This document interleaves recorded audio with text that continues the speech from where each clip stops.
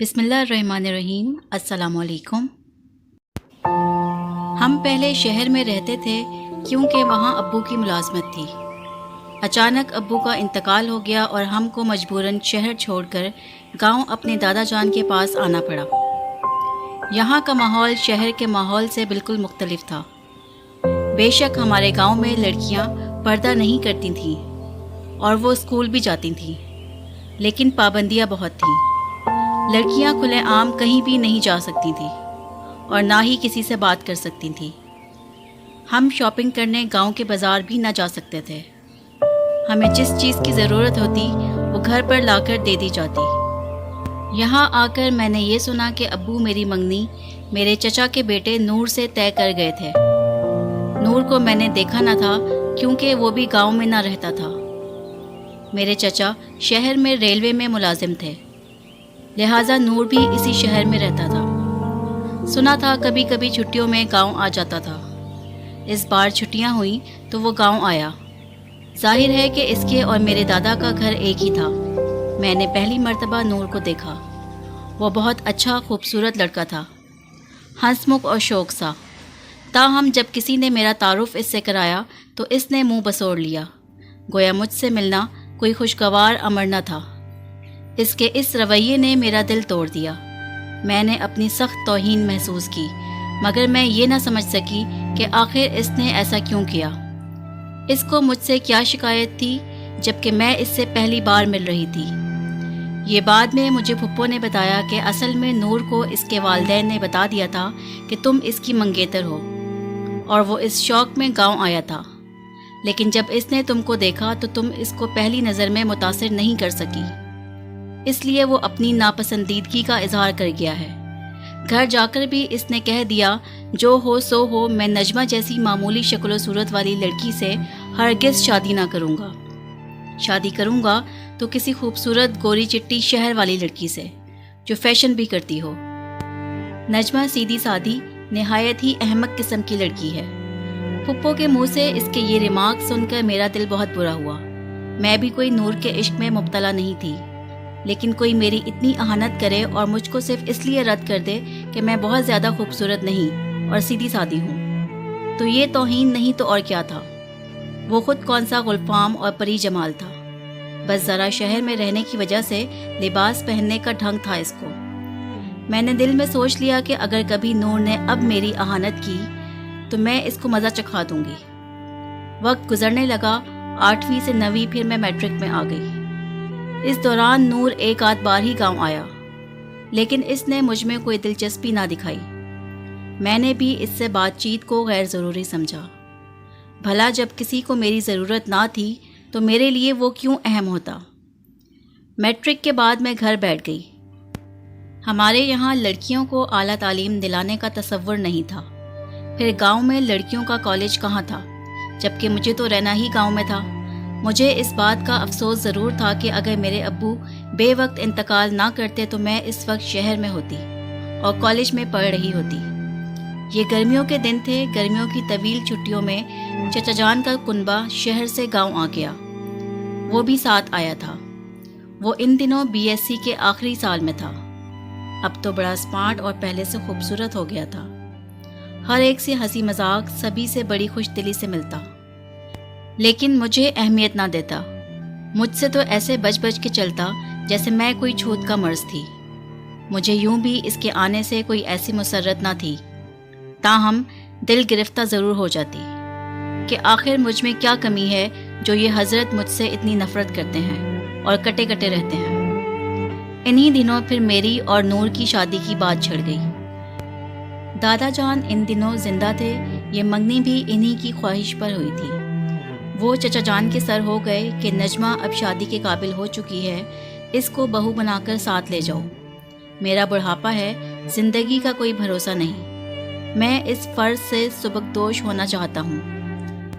پھپھو نے مجھے بتایا حسب معمول نور پرزور مذمت کر رہا تھا۔ وہ کہتا تھا شہر کی خوبصورت لڑکی سے شادی کروں گا، اس لیے چچا اور چچی پریشان ہیں، جبکہ دادا نے حکم دے دیا ہے کہ شادی اس بار گرمیوں میں ہی ہو جانی چاہیے۔ جب میں نے یہ سنا، غصے سے میرا خون کھول اٹھا۔ जी चाहता था कि नूर को खूब सुनाऊं और ख़ुद शादी से इनकार कर दूं। भला वो ख़ुद को क्या समझ रहा था? क्या वो दुनिया भर में सबसे ज़्यादा बांका, सजीला और घबरू जवान था?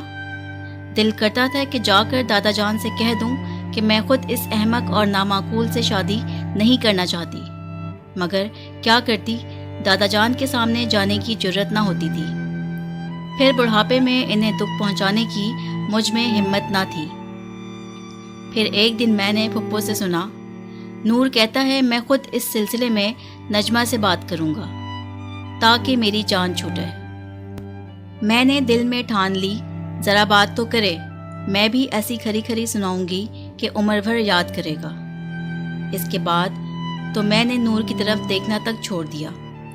वो सामने आ जाता तो मैं अंदर चली जाती। अगर इसको मेरी शक्ल ना भाती थी तो मुझको कब इसकी सूरत देखना गवारा था।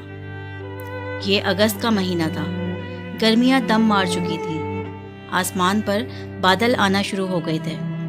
कभी कभी झड़ी लग जाती थी। हब्स हो जाता तो दम घुटने लगता था।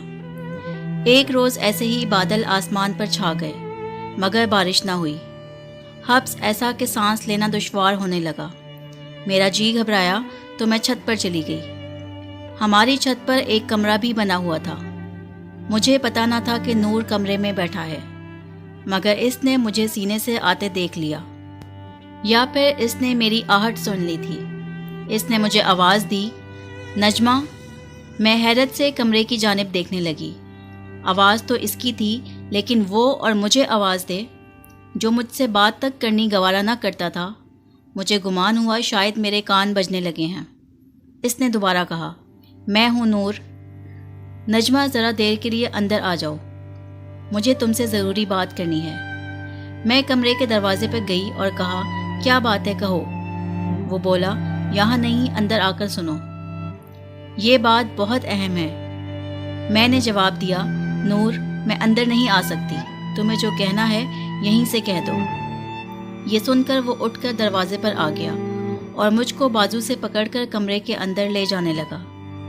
इसकी इस हरकत पर मुझे इतना गुस्सा आया कि जो शिकायत, बेजारी और नफरत मेरे दिल में थी वो यकदम औद कर आई, और मैंने गैर इख्तियारी तौर पर एक जोर का थप्पड़ इसको रसीद कर दिया। शायद इसे मुझसे ऐसी हरकत की तवक्को न थी। वो बौखला कर रह गया। वो सोच भी ना सकता था कि मैं इसके मुंह पर तमाचा खींच मारूंगी। इसको तो जैसे दिन में तारे नजर आने लगे। इससे पहले कि वो कुछ सोच पाता, मैं तेजी से सीढ़ियां दौड़ती हुई नीचे उतर गई और अपने कमरे में जाकर रोने बैठ गई। सुबह को चचा और चची दादा जान के पास आए और कहा कि नूर नजमा से शादी पर रजामंद हो गया है, आप शादी की तारीख तय कर दें। रात इसने खुद कह दिया था कि हाँ, मैं नजमा से शादी करूँगा। फुप्पो को और मुझे अपने कानों पर यकीन ना आया। मैं समझी कि नूर का दिमाग ख़राब हो गया है, या फिर इस थप्पड़ का इंतकाम लेने के लिए मुझसे शादी कर रहा है, जो कल शाम को मैंने इसको मारा है। अब मेरा जी लरजने लगा। या इलाही, क्या होगा? न जाने इस थप्पड़ का नूर मुझसे शादी के बाद क्या बदला लेगा। खैर, डरते डरते वो दिन भी आ गया। मैं दुल्हन बनाकर नूर के हवाले कर दी गई। मुझे नूर के कमरे तक पहुंचा दिया गया। मेरा दिल लरज रहा था, अजीब किस्म के वसवसे आ रहे थे। दिमाग में एक ही बात घूम रही थी कि नूर ने बदले के लिए शादी की है और बदले की आग में मेरी सारी ज़िंदगी जला के भस्म कर देगा। इन्हीं सोचों में गलता सुकड़ी सिमटी मैं नूर के कमरे में बैठी थी। रात का 1 बज गया। अचानक दरवाज़ा खुलने की आवाज़ आई और नूर अंदर दाखिल हुआ। मेरा दिल अभी तक लरज रहा था। वो करीब आया, सलाम किया और मुंह दिखाई दी। मैं इसके इस रवैये पर हैरान थी। फिर इसने मुझे कहा कि तुमने नाहक मुझे थप्पड़ मारा था। मैं तो इस दिन तुम्हें इसलिए बुला रहा था कि तुम मुझसे खिंची खिंची रहती थी और मैं शादी के लिए तुम्हारी राय लेना चाहता था। वरना तो जिस कदर मैं तुमसे मोहब्बत करता हूँ, दुनिया में किसी ने किसी से ना की होगी। मैं तुमको देखने के बहाने ढूंढा करता था। अपनी मंगेतर को मैं छोड़ने का तसव्वुर भी ना कर सकता था। तुमसे दूर दूर इसलिए रहता था کہ تم مجھے ایک اچھا لڑکا سمجھو، اور پھپھو کو یا گھر والوں کو میرا یہ کہنا کہ نجمہ سے شادی نہیں کروں گا محض تم کو چھیڑنے اور ستانے کے لیے تھا۔ تم نے اس کو سچ سمجھ لیا۔ مجھے نہیں معلوم نور کی کیا نفسیات تھی، وہ سچ ہی کہتا ہوگا، لیکن میں وہ تھپڑ مار کر آج نور کے سامنے شرمندہ ہوں۔ وہ اب بھی کبھی کبھی مجھے یاد دلاتے ہیں کہ نجمہ تم وہی تھپڑ مارنے والی ہو، تو میں شرم کے مارے نظریں نیچے جھکا لیتی ہوں۔